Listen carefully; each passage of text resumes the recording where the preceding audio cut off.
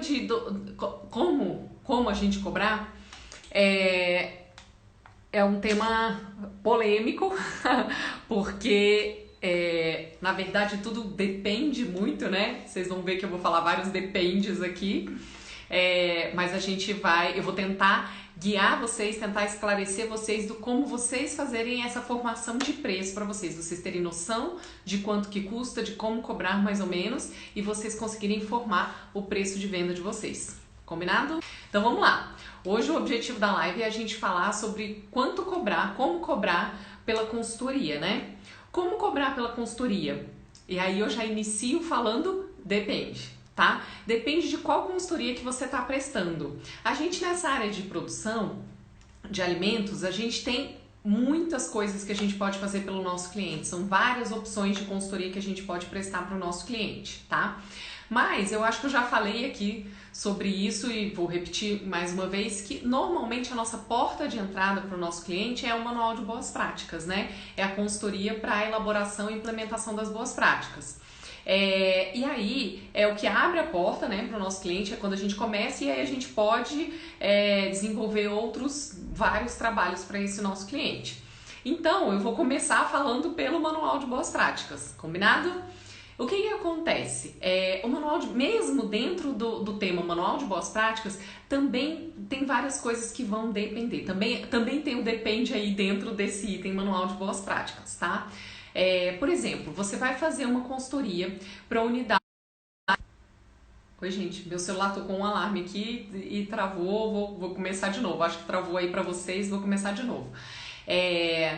Quando a gente fala em manual de boas práticas, mais uma vez depende de qual manual de boas práticas você vai desenvolver para aquele cliente. Não qual manual, né? Depende do deslocamento que você vai ter, se esse seu cliente é mais longe, é mais perto. Depende do tamanho desse cliente. O tamanho influencia bastante, porque você vai ver se vai te dar mais trabalho ou menos trabalho.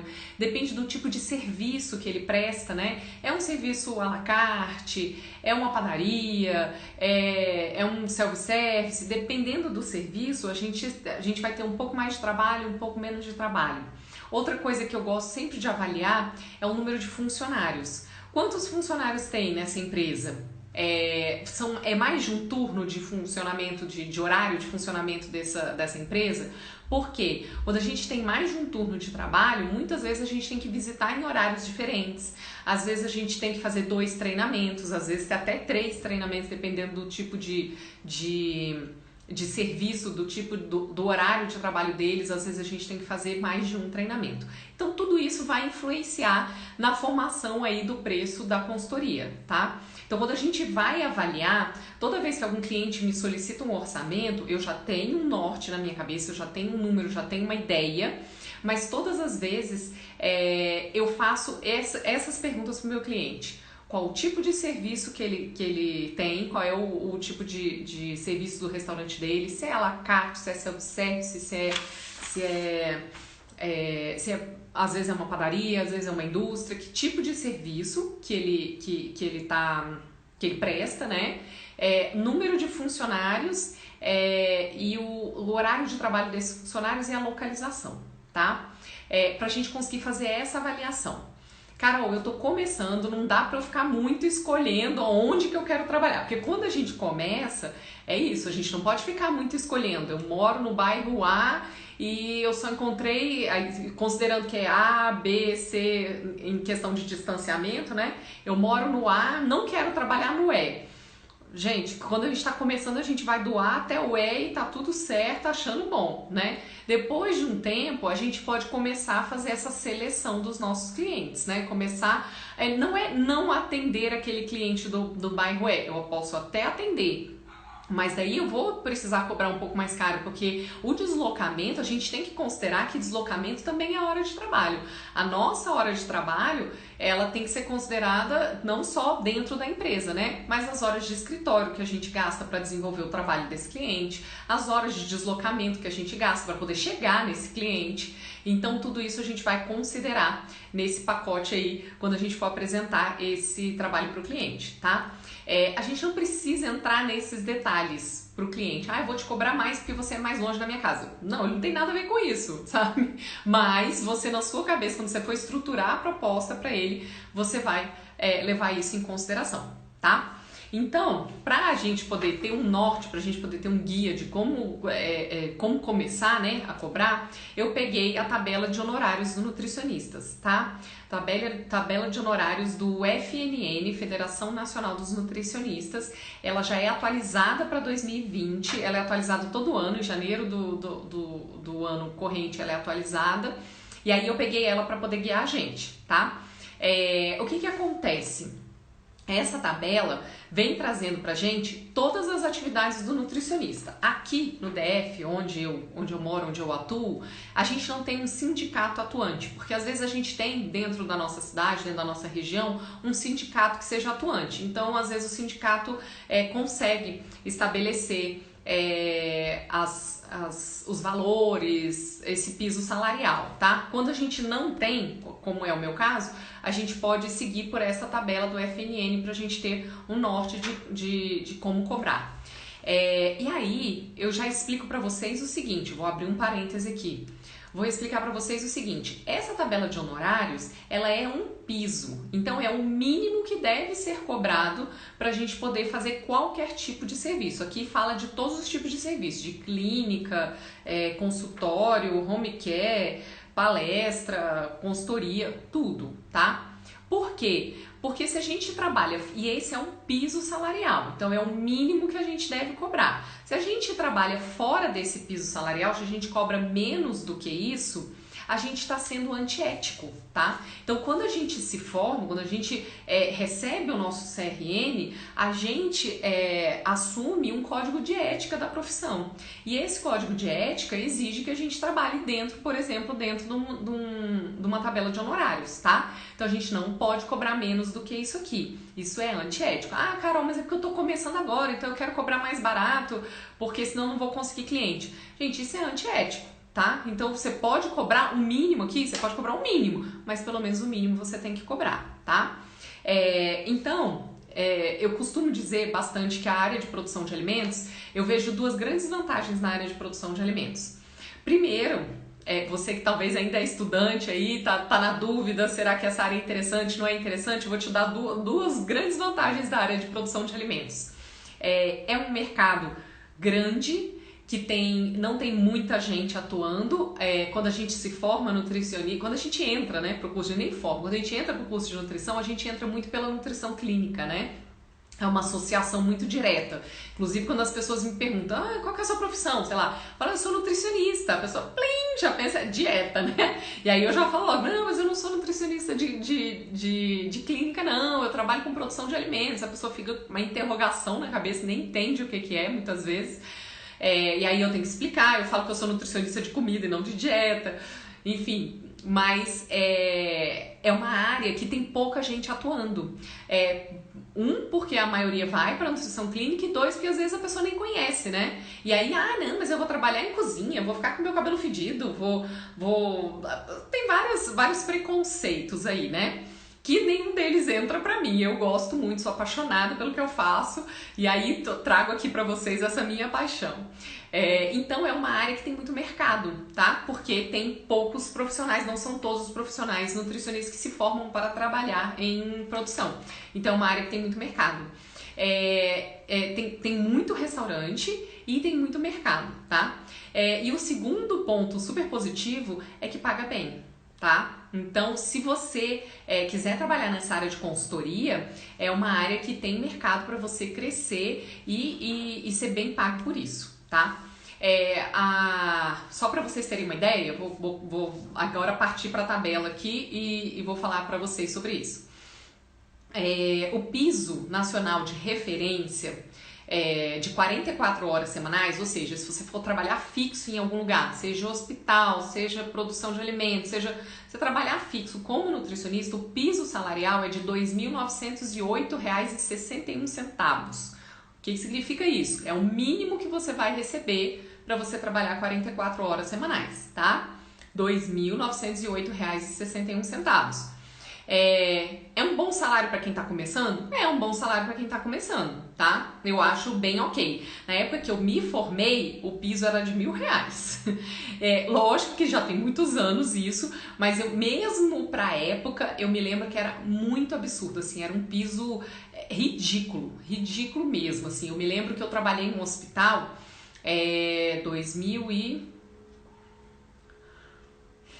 2007, 2008, entre 2007 e 2008, eu trabalhei num hospital que eu ganhava isso, R$ 1.000. Eu me lembro que a enfermeira, eu trabalhava na clínica, e aí tinha a enfermeira-chefe da UTI lá, era uma enfermeira, e eu lembro nesse período de início de ano, ela falando sobre imposto de renda, que tem que fazer imposto de renda, que tem que fazer isso e aquilo. Eu nunca nem fiz imposto de renda, porque eu não tinha renda para fazer imposto de renda, porque você sabe que tem um limite, né? As pessoas que fazem imposto de renda tem um limite. Você precisa ganhar acima do X para você fazer imposto de renda. Eu nunca nem tinha feito imposto de renda, porque eu não tinha renda para isso. Aí quando ela falou, quando eu comentei isso, ela falou assim, não é possível, mas não acredito, que absurdo, que nananã. Eu me lembro que o piso dos enfermeiros na época era 2.500, alguma coisa assim. E o nosso era de R$ 1.000.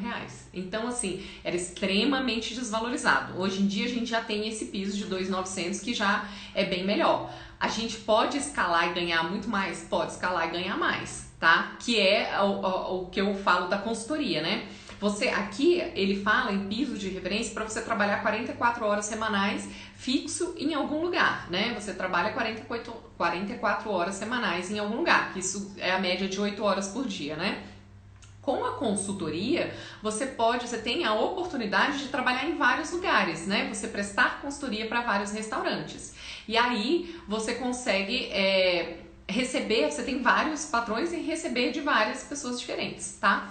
Tem vantagens e desvantagens, eu tenho um vídeo no canal do YouTube que fala sobre isso, carteira de trabalho, contrato de trabalho ou carteira assinada, eu tenho um vídeo que fala sobre isso, vantagens e desvantagens de cada um deles, se vocês quiserem lá assistir depois, eu falo um pouquinho sobre isso.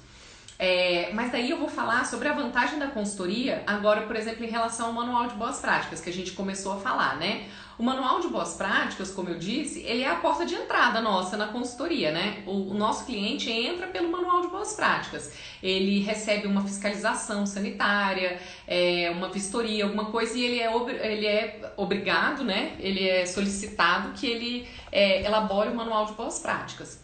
E aí ele procura um nutricionista, um profissional, para poder elaborar esse manual de boas práticas. E aí a gente inicia na consultoria para esse cliente. Qual é o valor que eu vou cobrar pelo manual de boas práticas? De acordo com essa tabela do FNN, é os mesmos R$ 2.908,61. Então, as 44 horas semanais que eu recebo para trabalhar fixo em um estabelecimento é o mesmo valor que eu receberia para poder elaborar um manual de boas práticas, tá? É aí que eu digo para vocês que eu vejo a vantagem de trabalhar como consultor, porque você tem possibilidade de trabalhar para mais de um cliente e receber esse valor, tá? E aí, mais uma vez, lembrando que isso é piso, né? É o mínimo que você pode cobrar. Você pode cobrar R$ 5.000 por um manual? Você pode cobrar. Você pode cobrar R$ 7.000 por um manual? Pode cobrar, tranquilamente, tá? O mínimo que você vai cobrar é os R$ 2.900. Combinado? E por que ele fala nesse valor de R$ 2.900 para o manual de boas práticas? Porque é uma média de tempo que você vai demorar para elaborar esse manual, que é uma média de 44 horas, tá? Só que não é 44 horas o tempo inteiro dentro da unidade. Você vai fazer metade desse tempo, mais ou menos, realizando visitas dentro da unidade para você fazer todo o processo de elaboração do manual, checklist, implementação, treinamento, todo esse processo você vai fazer dentro da unidade e você tem horas que você vai gastar lá no seu escritório para poder elaborar esse manual de boas práticas. Então, esse valor para elaboração do manual é baseado nisso, é baseado nas 44 horas mais ou menos que você vai gastar para desenvolver e implementar esse manual, tá? Então, para manual é esse valor. Como que é dividida essas 44 horas? Como é que eu faço normalmente? Eu sempre começo, para quem não assistiu também, tem um vídeo lá no canal do YouTube que fala sobre isso. os 7 passos, se você ainda não assistiram, 7 passos para elaborar um manual de boas práticas. Eu comecei essa sequência de vídeos agora na quarentena. Eu estava em casa e eu comecei a demonstrar dentro de casa como elaborar um manual de boas práticas. Então eu peguei, na prática, eu peguei um checklist e implementei dentro da minha cozinha. Vocês vão ver lá a minha cozinha, eu mostrando o que estava errado, o que estava certo, e fui fazendo o checklist. Baseado nesse checklist, a gente montou um plano de ação. E a gente vai desenvolver o treinamento desses funcionários. Aí que entra a questão que eu falei para vocês, por exemplo, do cobrar um pouco mais quando tem mais funcionários na unidade. Às vezes, quando a unidade tem muitos funcionários ou tem muitos turnos de trabalho, a gente vai precisar aplicar mais de um treinamento. E é uma das coisas que a gente mais desgasta, né? É aplicar treinamento, você tem que estar lá 2, 3 horas às vezes para aplicar um treinamento. Então é o que às vezes pesa quando eu vou montar um orçamento para um cliente, né? Quando ele tem 2, 3 turnos de trabalho e precisa aplicar mais de um treinamento, tá? Esse treinamento, eu costumo fazer um treinamento de umas 2 horas, mais ou menos, um treinamento teórico para os funcionários. Vamos parar todo mundo e vamos treinar. Para os funcionários, vamos fazer o treinamento e aí depois na prática a gente vai fazendo o treinamento prático deles, que já é a fase de implementação desse manual. A gente vai fazendo um treinamento prático / implementação, né? Que mais? A gente vai elaborar planilhas de controle. Então você faz uma parte desse processo, você vai captar os dados lá dentro do seu cliente e você vai, dentro do seu escritório, você vai elaborar essa planilha, né? Então você demanda horas de escritório para isso também. Agora eu falei e me lembrei de uma outra coisa. Quando eu falei dentro do seu escritório, aí vai uma terceira vantagem. Eu falei de 2 vantagens, são 3. Primeira vantagem, mercado de trabalho bastante grande, né? Porque tem muito restaurante, pouco nutricionista trabalhando, tá? Segunda vantagem é o valor que a gente recebe, né? É um mercado que paga bem proporcionalmente. Se você trabalhar com consultoria, você consegue conquistar mais clientes, trabalhar para mais clientes e receber mais proporcionalmente do que você estaria fixo em um estabelecimento, tá? E a terceira vantagem é o custo para você iniciar esse trabalho, que é baixíssimo. O que você vai precisar para você iniciar esse trabalho? Você precisa do seu jaleco, você precisa de uma touca, e uma prancheta para você aplicar seu checklist. Hoje em dia eu uso um checklist online que é maravilhoso, ajuda horrores, porque depois que você aplica o checklist você tem que desenvolver o plano de ação, então você dá um trabalhinho, aí você tira foto, aí passa pro computador, monta o plano de ação, dá um trabalhinho, né? Sempre fiz isso manualmente pelo Excel, sempre usei no Excel, fui montando, eu mostro inclusive nos 7 passos lá eu mostro como é que eu montei pelo Excel, como é que eu montava, né, pelo Excel essas planilhas, e eu comecei a usar foi nesse ano. Você vê, já tem anos que eu trabalho com isso, tem 13 anos que eu trabalho com isso. Esse ano eu comecei a usar esse checklist online, que super vale a pena, que facilita horrores a vida, né? Então eu comecei a usar ele, que você vai, durante a visita, você já vai sinalizando qual que é a não conformidade, já vai marcando o plano de ação, você vai descrevendo já o plano de ação, o que a pessoa tem que fazer para resolver aquela não conformidade, já vai botando a foto.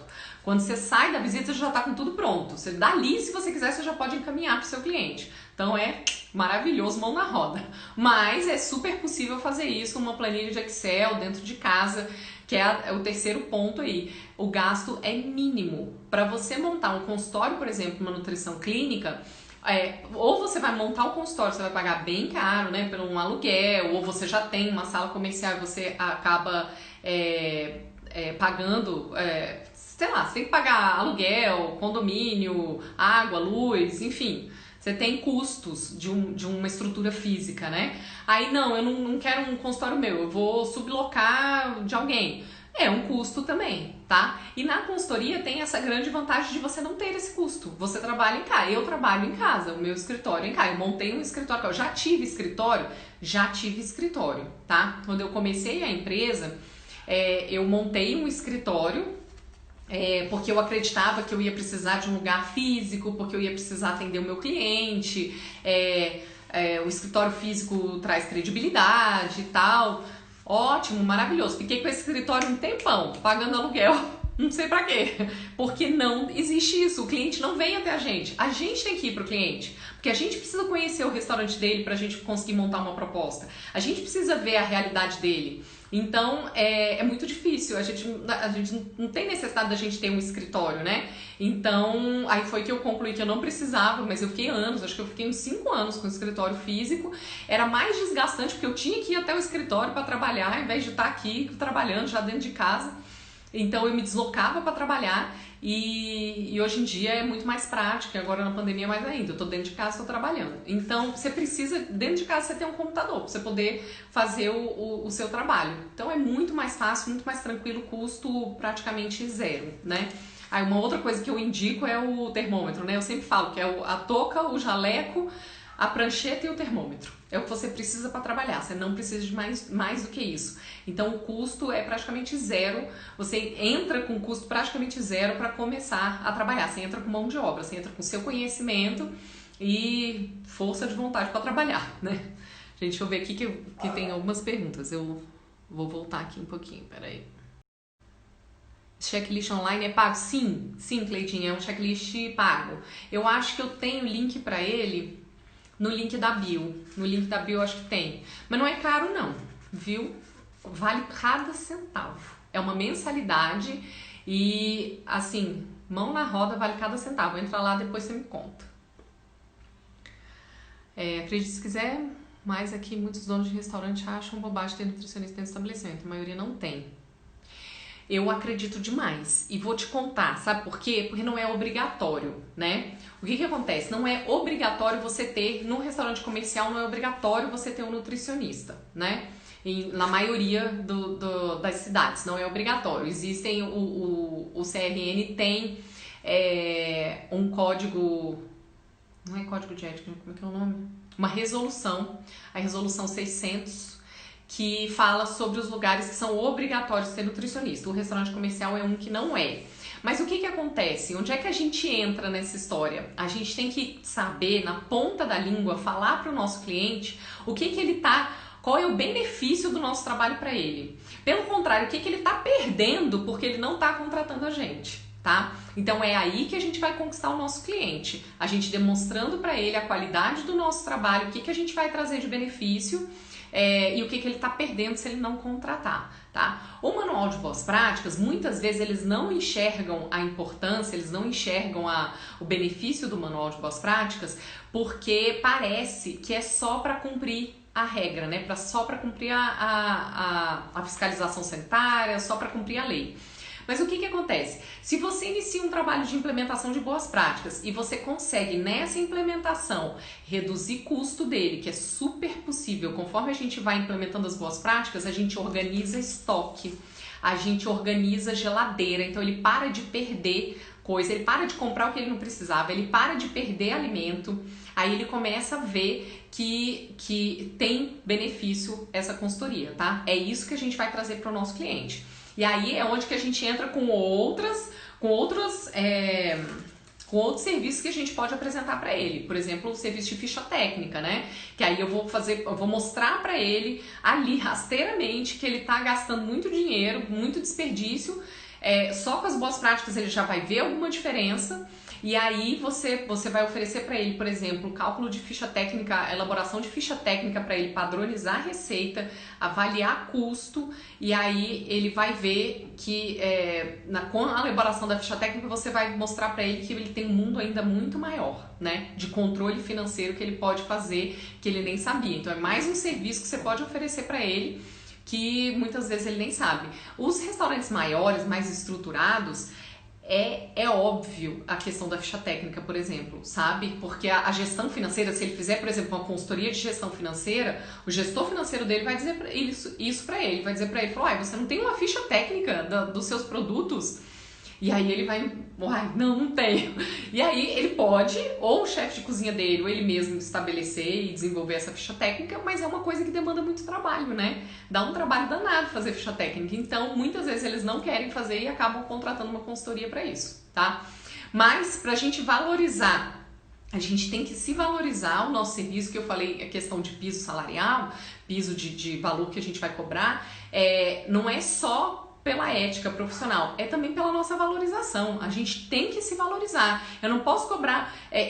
Aconteceu aqui em Brasília quando teve, já tem alguns anos isso, quando teve um boom dos food trucks, por exemplo.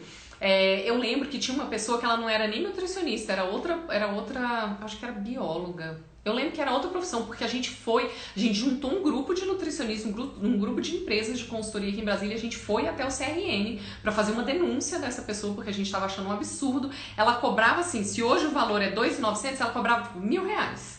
Ela cobrava 1/3 do valor e entregava em uma semana. Sabe? E não existe isso, não existe você entregar um manual de boas práticas em uma semana. O que ela estava fazendo? Ela trocava a capa, trocava os dados da empresa e entregava o manual. E aí a gente teve muito problema, inclusive, para fazer a denúncia, porque ela não era nutricionista.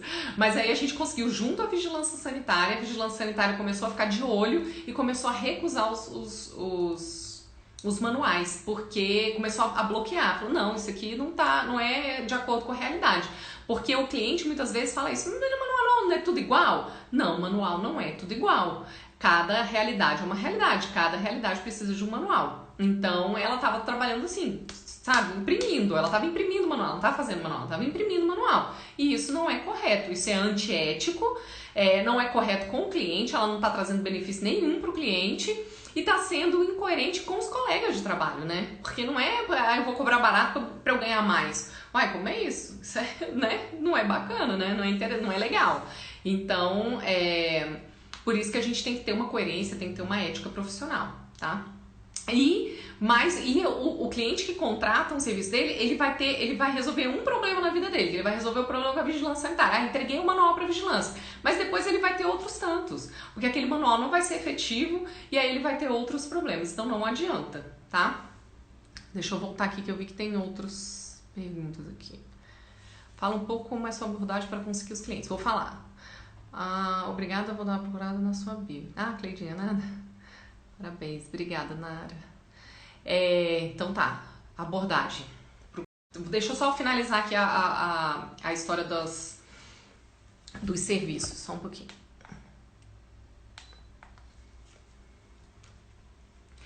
O que acontece? O primeiro serviço que a gente vai oferecer, o manual, tá?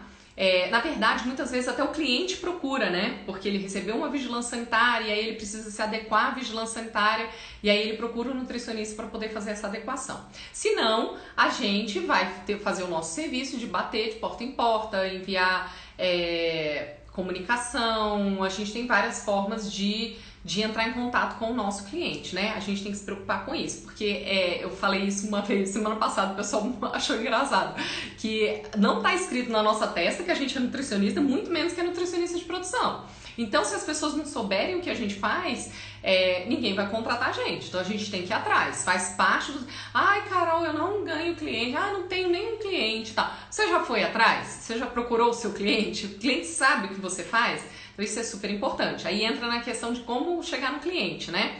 Tem várias formas de você chegar no seu cliente. Eu nem vou entrar muito nesse assunto, porque já vou contar aqui pra vocês que semana que vem eu vou ter uma convidada super especial, que é uma pessoa especializada em recursos humanos, e ela vai falar aqui pra gente sobre isso. Ela vai falar sobre prospecção de cliente. Já ouviram essa palavra? Você prospectar cliente? Como você encontrar o seu cliente? Né? E como o cliente te encontrar também, essa prospecção. Ela vai falar algumas formas, algumas maneiras de prospectar cliente, tá? Mas eu já adianto aqui pra vocês o seguinte, o que acontece? Eu demonstro o meu trabalho, eu hoje em dia, na posição que eu tô, que já tem muitos anos que eu trabalho, eu recebo muito por indicação. Então o meu cliente que já trabalha comigo, já gosta do meu serviço, já me conhece, algum colega dele, algum amigo empresário vai abrir um restaurante, ele me indica para esse outro restaurante. Então hoje em dia a maioria dos meus clientes vem dessa forma, tá? Porque aí eu já vou até explicar que a minha empresa é pequena.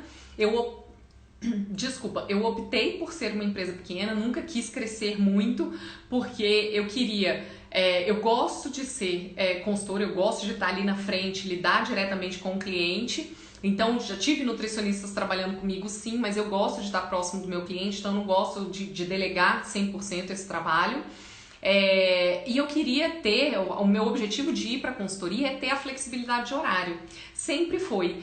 Quando eu me casei, foi uma conversa que eu tive com meu marido sobre isso, que a ideia era eu ter um trabalho em horário reduzido e com horários flexíveis para poder possibilitar de eu cuidar dos filhos, por exemplo, porque eu não tinha ainda, mas a gente pretendia ter filhos logo e eu queria ter essa flexibilidade de horário. Então, eu sempre optei por ser uma empresa pequena, eu queria ser por conta disso, para eu ter a minha flexibilidade de horário, a minha tranquilidade. Então, por isso também que eu não vou muito atrás de cliente, porque eu também não quero crescer demais, entendeu? Mas eu recebo hoje muita recomendação, sempre os clientes vêm até mim. E aí, por isso que eu chamei essa pessoa super especial. Ela vai conversar com a gente, a Cris. Se vocês quiserem procurar no Instagram, Cris Moutella. Ela vai vir conversar com a gente semana que vem na nossa live e falar sobre isso, prospecção de cliente, que ela vai explicar como funciona. E quem quiser trabalhar, por exemplo, não, mas eu não quero trabalhar com consultoria, eu quero chegar até uma empresa, me apresentar, entregar meu currículo e tal. Ela vai falar sobre um pouco sobre isso também, como se apresentar, tá? Como se posicionar. Vai ser bem bacana, vai ser uma live bem bacana. Cadê? O que mais aqui? Manual tem validade? Manual não tem validade, tá? A legislação, a RDC 216, não fala em validade. Só que o manual, ele tem que representar a realidade da empresa. O que significa isso, Carol? Se eu tenho um manual de boas práticas hoje, e aí eu fiz uma baita obra, aproveitei a pandemia e fiz uma baita obra no meu estabelecimento. Mudei minha cozinha de lugar, comprei equipamentos novos, reestruturei, mudei a copa, enfim, fiz uma reestruturação dentro da minha cozinha. Eu tenho que reestruturar o meu manual, tá? Porque o manual de boas práticas, ele tem que refletir a realidade dos estabelecimentos, ele tem que refletir a realidade daquele estabelecimento. Então, por isso que o manual de boas práticas, ele não é igual para todo mundo. Porque tem tem McDonald's que tem drive-thru, tem McDonald's que não tem drive-thru, tem McDonald's que tem McCafé e tem McDonald's que não tem McCafé. Então, todos os manuais são iguais? Não são iguais. Eles têm que ser diferentes de acordo com cada unidade, tá? Então, primeiro é isso, eles têm que ser diferentes. A validade dele é de acordo com essas adequações. Fizeram adequações dentro do estabelecimento, vamos fazer a adequação do manual, tá? Mas, usualmente, uma vez por ano, no início do ano, eu faço uma revisão do manual de boas práticas do meu cliente. Por quê? Às vezes, ele fez uma adequação muito pequena, que ao longo do ano não chamou atenção para que eu tivesse que fazer uma reestruturação do manual. Por exemplo, ele comprou uma geladeira. Eu vou reestruturar o manual por causa de uma geladeira? Não tem necessidade. Então, o que eu faço? Virou o ano, eu já fiz ao longo do ano a atualização, por exemplo, da planilha de controle dele, para ele incluir essa geladeira. Aí virou o ano, eu faço uma atualização do manual, dou uma olhada, ver se realmente não tem mais nenhuma informação que preciso atualizar e tal. Lá no final eu faço uma observação, o último item do meu manual é atualizações. Aí eu vou botar lá, atualização, janeiro de 2020. Qual que foi a atualização que foi realizada naquele manual? Foi incluída a planilha de controle, incluído o equipamento número X na planilha de controle de temperatura dos equipamentos, blá blá blá. Eu faço essa observação, tá? Então, necessidade obrigatória? Não é. Mas é sempre interessante, pelo menos uma vez por ano, a gente observar e ver se realmente não teve nenhuma atualização que a gente precise fazer, tá? Você trabalha só com consultoria? Sim, só com consultoria. Só com consultoria, Kátia.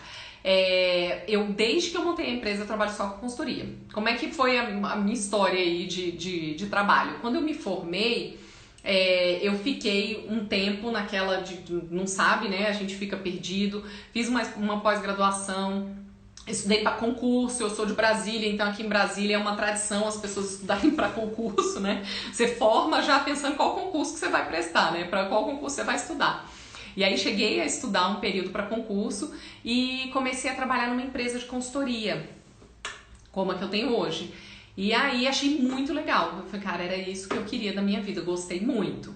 Mas não tive oportunidade de cara de trabalhar com isso.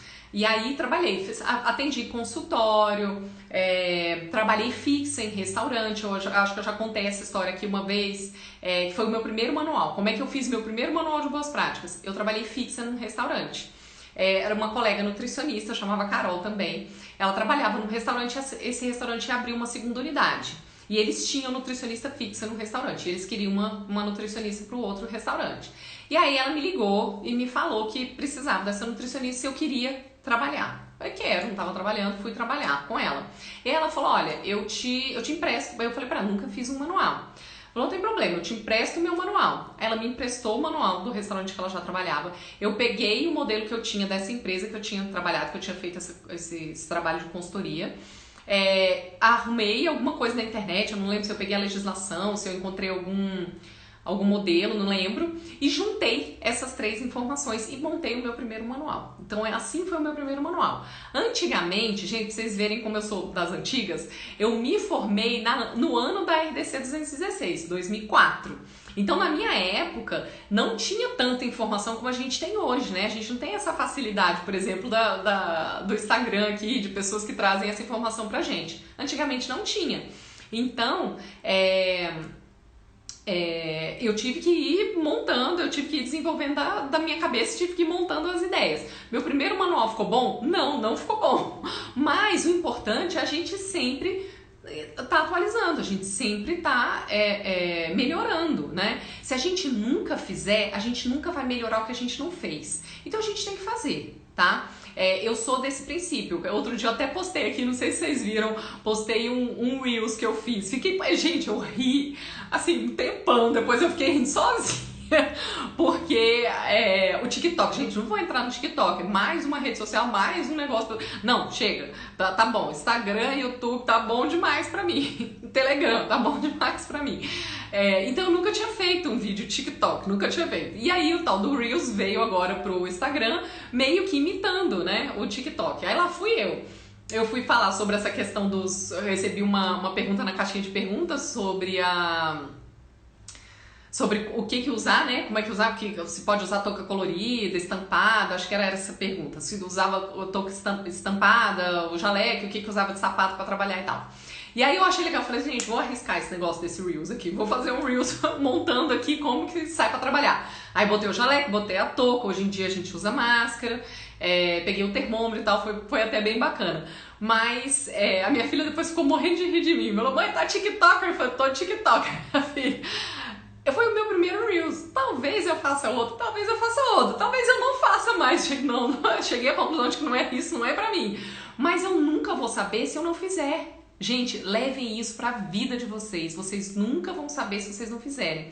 Carol, eu nunca fiz meu primeiro manual Terror e Pânico. Não tenha terror e pânico, tem que fazer o primeiro. Por isso que eu sugeri, por isso que eu fiz a sequência de vídeos lá no canal do YouTube pra vocês, sugerindo que vocês façam na casa de vocês. Pega a casa de vocês, pega a legislação e façam o seu primeiro manual.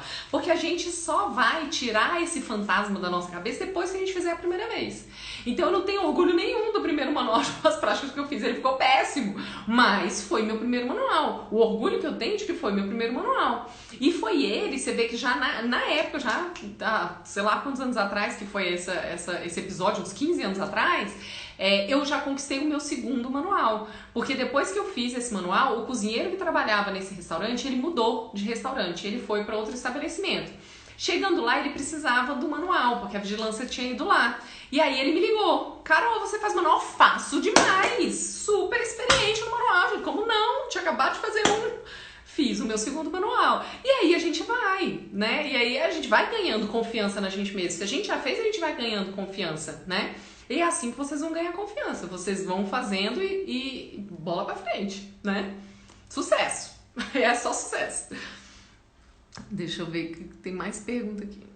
Só trabalha com consultoria? Sim. Você deixa essas observações em anexo manual? Cleide, assim, na verdade, quando eu faço a atualização do manual, se no corpo do manual não teve nenhuma atualização, eu boto lá embaixo, no último item de documentação, eu boto um item atualização. E aí eu boto a data que foi atualizado, eu boto o ano, né? Janeiro de 2020, e aí eu faço um quadrinho, né? Atualização, a data e a descrição dessa atualização. janeiro de 2020, descrição.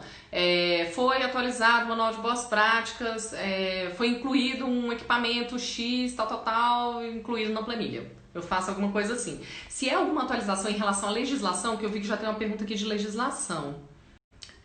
Qual a resolução mais atual sobre as boas práticas? Ainda é a RDC 216, tá? De 2004. Ela é antiga? É antiga, mas ainda é a nossa legislação de boas práticas, é a RDC 216, tá? Essa legislação, existe a previsão para ela ser atualizada, mas ela ainda não foi atualizada. Inclusive, outra novidade, eu tô cheia de novidade hoje, gente, sabe que eu vou contar amanhã. Amanhã de manhã, entrem lá que vocês vão ver a novidade lá no meu feed. Outra live especial que eu vou fazer aí daqui a alguns dias, que é sobre esse assunto aí também, sobre atualização. Mas, que eu tava falando, RDC 216. Então, a 216 é a mais atual que a gente tem, tá? Só que cada estado, às vezes, faz uma atualização. Por exemplo, aqui no DF, a gente tem a Instrução Normativa número 16 também, que ela é de 2017, então ela é muito mais atualizada do que a RDC 216, ela tem 13 anos na frente aí da RDC 216, então ela vem muito mais trabalhada, ela vem muito mais completa do que a RDC 216. Muito mais em que sentido, Carol? Por exemplo, a RDC 216 vem dizendo que tem uma temperatura, acho que até 5 graus, 4 graus de temperatura do alimento refrigerado, que ele vale 4 dias. X. Ela diz isso, a RDC 216. Não lembro se são esses números, mas ela diz isso. Você tem uma temperatura X, você mantém o alimento na temperatura X por validade de tanto. Ela é bem generalizada. A instrução normativa do DF, por exemplo, vem descrevendo se é um pescado, a temperatura é essa, a validade é essa. Se são frios fatiados, a temperatura é essa, a validade é essa. Ela vem descrevendo os tipos de alimento. Então, a instrução, ela vem trabalhando mais o descrito na RDC, tá? Foi até uma pergunta que alguém me fez, que eu achei super bacana e botei no Carol Responde também lá no feed, que a gente tem agora com a pandemia, por exemplo, a gente tem o decreto, né? Sai o decreto e saem algumas notas técnicas, né? O que tem mais força de lei? O decreto. Então a gente segue o decreto, mas a nota técnica às vezes descreve alguma coisa que não veio descrito detalhado no decreto. Então a gente sempre tem que observar isso. O que tem mais força de lei, mas procurar essas legislações que são acessórias, que vão ajudar a gente a desenvolver o nosso trabalho, tá? Então aqui em Brasília a gente tem a Instrução Normativa número 16 de 2017. Em São Paulo a gente tem a CVS 5 2000 e... não lembro. É mais antiga do que a nossa nota técnica, mas ela é mais atual do que a RDC 216. Inclusive, essa CVS 5 a gente usou durante muitos anos enquanto a gente não tinha nota técnica, porque ela vem bem detalhado também, vem detalhada essa questão de temperatura, de validade dos alimentos, ela vem bem detalhada. Então, alguns estados têm. Os estados que não têm, a gente vai usar a RDC 216, tá? A gente pode se basear em outros estados, por exemplo, eu sou... do Rio de Janeiro, no Rio de Janeiro tem. Posso me basear na de São Paulo? Pode. Se ela não tiver indo nada contra a RDC 216, você pode usar. Se tiver, você vai seguir pela RDC 216, tá? Porque no seu estado não tem nada que fale sobre isso. Mas é bem importante a gente procurar essas legislações acessórias. CVS 5 2013. Obrigada, Camila. Eu não lembrava o ano. Eu usei durante muito tempo a CVS. Aí até sair a nossa instrução normativa. A nossa instrução normativa, ela vem bem completinha, muito parecida com a CVS. Ela vem bem completinha, ela é muito boa. Então, hoje em dia, quando eu monto o meu manual de boas práticas, eu me baseio nessas duas legislações. RDC 216 e instrução normativa número 16 de 2017, tá? Eu vi que tem uma outra pergunta sobre o manual também. Cadê? Ai... me perdi. Qual foi o manual mais difícil que você já fez? Gente, eu fiz um manual muito difícil. O que acontece? Às vezes você chega dentro de uma unidade e dentro de uma unidade ela tem mais unidades, né? O que significa isso? Que foi o caso desse cliente, por exemplo. Eu cheguei, era uma um mercado, ele me falou que era uma padaria. Cheguei lá para fazer o manual de boas práticas de uma padaria. Cheguei na tal da padaria, ela não era só uma padaria. Ela tinha padaria, aí tinha uma área de confeitaria, tinha uma área de mercado e tinha uma área de açougue, né? Então o que acontece? Como é que faz nesses casos, né? Já me fizeram essa pergunta também. Carol, se tem 2, 3 áreas, eu faço um manual só? Eu acho mais fácil a gente dividir. Você vai fazer um manual só, mas você dividir as áreas, né? Quando você vai descrever, por exemplo, vai descrever estrutura, equipamentos, móveis e utensílios. Aí 1.1, padaria. 1.2, açougue. Porque são realidades diferentes, né? Então é bom a gente dividir. Eu acho que foi um manual que eu já fiz que já me deu mais trabalho. Ele deu bastante trabalho por causa disso, porque eram áreas diferentes. Me lembro que não foi barato não, também cobrei suficiente, mas eu me lembro que ele deu bastante trabalho. Fale quanto tempo leva as consultorias, se costuma marcar com alguma frequência, só para eu entender melhor, porque nunca atuei nessa área, por insegurança mesmo. Ô Aline, então, era a segunda pergunta, né? Se vocês queriam que eu falasse sobre o valor ou se queria falar sobre o tempo, mas eu vou falar porque eu acho que é super importante. O tempo, quanto tempo que eu vou levar para fazer a consultoria? Que nem eu falei pra vocês, o manual de boas práticas, em média, a gente vai gastar 40 horas, 40, 44 horas. Como é que eu vou dividir essas horas? Quanto tempo eu levo pra entregar um manual, Carol? Eu tenho um vídeo no canal do YouTube que fala sobre isso também, tá? Você entrega o manual de boas práticas em uma semana? Não, não existe isso, você entregar o manual de boas práticas em uma semana. Carol, mas a vigilância sanitária me deixou uma intimação que eu tenho que responder em uma semana. Sim, você tem que responder a intimação em uma semana. Você não tem que entregar manual em uma semana, porque a própria vigilância sanitária sabe que não existe entregar manual em uma semana, né? Então o que você vai fazer com aquela intimação que você recebeu? Você vai fazer uma primeira visita no seu cliente, vai elaborar um checklist bem completinho, vai montar um plano de ação e esse plano de ação você vai levar para a vigilância. Tá? Esse plano de ação você vai entregar na vigilância e um dos itens desse plano de ação, no último item lá do plano de ação de documentação, você vai dizer que você precisa de 60 dias para você elaborar o manual de boas práticas. Aí você vai escrever elaboração e implementação do manual de boas práticas, porque ele vai entender. Eu não vou só escrever o manual, eu vou implementar, então eu preciso de tempo, tá? Por que eu preciso desse tempo? Por conta dessa fase justamente da implementação. Digamos que você chegue lá na cozinha e você tem uma parede que está inadequada. Você tem uma área de lavagem e ela só tem tinta na parede, ela não tem azulejo. Você precisa botar azulejo nessa parede, por exemplo. É uma das não conformidades. Você consegue fazer isso assim, de um dia para o outro? Não consegue, tá? Você demanda uma mão de obra, você precisa contratar alguém para fazer esse serviço, você precisa parar a sua cozinha para fazer isso. Então, digamos que a vigilância sanitária foi lá na segunda-feira, você só para no domingo. Então, não dá para você fazer na segunda, você só consegue fazer isso no domingo. Às vezes você não vai encontrar quem faça no domingo, muito comum, porque às vezes você não encontra mão de obra para trabalhar no final de semana. Então, a vigilância sanitária entende isso. Se você disser para ela assim, lá no seu plano de ação, você vai descrever isso. Isso que é super importante. O plano de ação ele é fundamental, que é para embasar todo o seu passo a passo. Tudo que você está fazendo, você está embasando no seu plano de ação, tá? Plano de ação, você vai dizer lá, não conformidade, área de lavagem com acabamento inadequado, tinta na parede. Medida corretiva, instalar azulejo na área de lavagem. Prazo, 30 dias, 60 dias. Sei lá, você vai estabelecer o prazo, tá? Porque o empresário demanda custo financeiro e demanda o tempo para ele poder parar e fazer a obra que ele precisa fazer, tá? Então, como é que eu vou descrever o plano de ação para a vigilância sanitária? O que for de procedimento, por exemplo, realizar um treinamento de boas práticas com o funcionário, orientar a adequada higiene das mãos, que mais?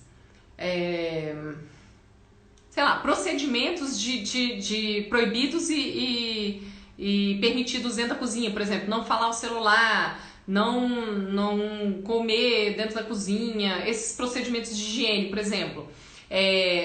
Isso aí é procedimento, que você vai parar o seu funcionário no dia seguinte, você consegue marcar, fazer um treinamento, parar seu funcionário, orientar e dá como um passo vencido, né? Você vai depois só conquistando eles, né? Porque não é de um dia para o outro que ele vai aprender, mas você consegue fazer um treinamento, você consegue fazer uma orientação de lavagem adequada, por exemplo, de hortifruti. Você consegue fazer isso em 1, 2 dias. Você não consegue instalar um azulejo na parede em 1, 2 dias. Entendeu? É assim que você vai montar o seu plano de ação. O que você vai resolver de imediato, com 1 semana de prazo, o que você vai levar 60 dias de prazo. E a vigilância sanitária, obviamente que ela entende. Se eu disser para a vigilância sanitária que o meu funcionário não sabe lavar a mão, eu preciso de 60 dias para treinar ele, não, você precisa de 1 semana. Você vai treinar, vai orientar, e nesses 60 dias de implementação, você vai fazer entrar na cabeça do funcionário.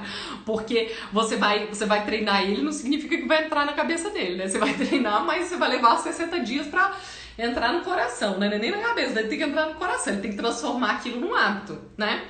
Então é lenta a transformação de hábito, mas você consegue colocar como conclusão do seu plano de ação que você fez o treinamento, por exemplo, desse funcionário, né? Mais um procedimento estrutural, aí você já demanda mais tempo, tá? E a elaboração do manual, mesma coisa, 60 dias. Aí eu falo que é interessante você ter um cronograma de implementação. Como que eu vou implementar esse manual de boas práticas? Tem um cronograma de implementação, tá? Aline, se não me engano, no vídeo do YouTube que eu falo esses 7 passos, eu acho que eu falo sobre o cronograma. Se não me engano, tem lá o cronograma de implementação. O que você vai fazer em cada visita? Eu acho que eu falo sobre isso. Dá uma olhadinha lá, tá?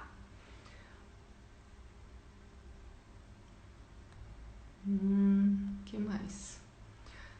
Live salva. Sim. Muita informação. Sim, Cleidinha, as lives sempre ficam salvas, tá? Elas ficam salvas aqui no IGTV, porque o próprio Instagram deixa a gente salvar, né? Quando tudo dá certo, porque já aconteceu de não dar. Mas ela fica salva e depois de um tempo, depois de 1 semana, eu jogo ela lá pro YouTube. Eu tô jogando as mais antigas, então ainda tá ficando, as lives ainda estão ficando mais de 1 semana. Mas eu vou chegar num ponto de que ela vai durar só 1 semana, e na semana seguinte eu jogo ela pro YouTube e só fica dessa semana, tá? Mas ela fica, pelo menos por 1 semana ela tá gravada lá no IGTV. E aí as outras todas, se você não assistiu, elas estão todas lá no... Estão todas ainda, não estão todas, mas elas estão indo lá pro YouTube. Você fez algum curso específico para trabalhar com consultoria? Qual livro é indispensável nessa área? Gente, então, Kátia. Não fiz um curso específico para consultoria. Eu fiz uma pós-graduação de segurança de alimentos, mas também não é obrigatório, tá? A consultoria é você ter segurança do que você fala. Como que você tem segurança do trabalho que você desenvolve para o seu cliente? Como é que você tem segurança? Fazendo, tá? Então, por isso que eu falei que vocês têm que treinar nem que seja em casa. Então eu vou fazer o meu primeiro manual de boas práticas. Eu não tenho cliente, eu vou fazer na minha casa, porque quando eu for... Que nem eu contei pra vocês lá do meu primeiro cliente, eu tinha feito um manual. Quando o cozinheiro me ligou, me pedindo pra eu fazer o segundo manual, ele falou, você faz? Eu falei, faço demais, super segura, sabe? Eu tinha certeza, porque eu já tinha feito o meu primeiro manual, né? Eu já tinha aquele modelo estruturado, eu já tinha desenvolvido aquele manual. Então, eu tinha condições totais, me senti totalmente em condição de fazer o meu segundo manual, tá? Então, não fiz um curso específico, mas eu tenho, se você quiser, no link da bio tem os linkzinhos de curso. Eu tenho um curso de como elaborar um manual de boas práticas do zero. Se você quiser olhar, tem lá, tá? Que aí eu mostro passo a passo de como elaborar, como treinar o seu funcionário, modelo de manual, modelo de POP, modelo de planilha, tem tudo dentro desse curso, tá? Se vocês quiserem ver lá depois, tem no link da bio. O que eu ia falar? Livro, você perguntou do livro. Gente, é a minha segunda novidade que eu não ia contar, mas vou contar. Vou contar, falei. Amanhã eu vou botar lá no feed, mas já que você perguntou, eu vou falar. Existe um livro chamado Manual de Controle Higiênico Sanitário de Alimentos. Não sei se vocês já viram esse livro, já ouviram falar, do Dr. Enio Silva Júnior, Alves Silva Júnior. Dr. Enio, ele é o cara, assim, ele é o bambambam dessa área. Ele fala sobre higiene de alimentos, né? Esse livro dele fala sobre higiene de alimentos. Esse livro é maravilhoso, é um manual, ele é a bíblia do nutricionista de produção, assim, ele é o nosso guia, o guia do nutricionista de produção. E aí, eu vou fazer uma live com ele mais no final do mês. A da semana que vem é sobre prospecção de cliente, mas no final do mês, no dia 28, eu vou fazer uma live com o Dr. M, tá? E aí até depois eu vou abrir pra vocês caixinha de pergunta para se vocês tiverem alguma pergunta que eu faça pra ele e a gente vai conversando sobre esse assunto. Mas amanhã eu vou postar isso aí. Amanhã de manhã ainda eu vou só mandar pra ele, porque eu ainda não mandei a fotinho, layoutzinho que eu fiz pra chamada da live. Aí eu vou mandar pra ele e vou contar, o Instagram tá me sinalizando que falta só 2 minutos. Vou aproveitar e contar o segredo que eu vou sortear depois da live um livro dele também, tá bom? Graças ao e-book que você mandou em algum tempo atrás, consegui fazer meu primeiro pop. Obrigada. Gente, esse e-book, se alguém aqui ainda não baixou, ele tá bem completinho também. Foi o primeiro e-book que eu escrevi aqui quando eu comecei o canal, mas ele tá super completo e vale a pena, não vale, Kátia? Ele tá bem legal, viu? Gente, o Instagram tá me sinalizando que tá acabando. Obrigada pela companhia de vocês. Esperem a novidade, que essa semana tem muitas novidades. Esperem as novidades. E eu espero vocês semana que vem. E a gente se vê durante a semana aí nos stories no feed. Beijos!